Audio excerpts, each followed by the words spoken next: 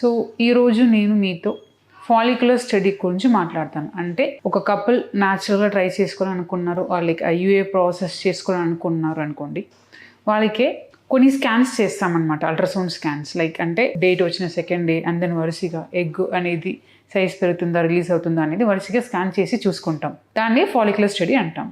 So ఇప్పుడు న్యాచురల్గా try చేయాలని అనుకుంటున్నారు, ఐయుఏ చేయాలని అనుకుంటున్నారు అంటే ఫస్ట్ మీరు డేట్ వచ్చిన సెకండ్ డే వస్తారు, ఆ రోజు స్కాన్ చేస్తాం.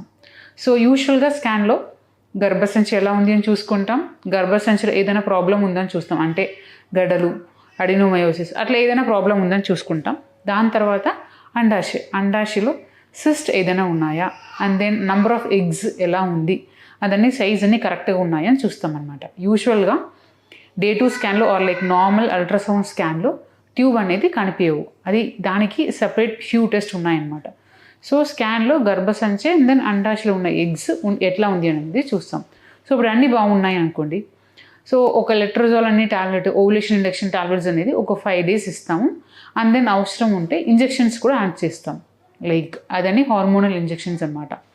సో హార్మోనల్ ఇంజెక్షన్స్ ఇచ్చి టాబ్లెట్స్ అని ఇచ్చిన తర్వాత యూజువల్గా డే 9కే రిపీట్ స్కాన్ అంటాం. సో రిపీట్ స్కాన్లో మనం ఎగ్స్ అనేది సైజ్ పెరిగిందా, మేము ఇచ్చిన టాబ్లెట్ ఇంజెక్షన్స్కి రెస్పాన్స్ ఉండిందా అనేది చూస్తాం అనమాట.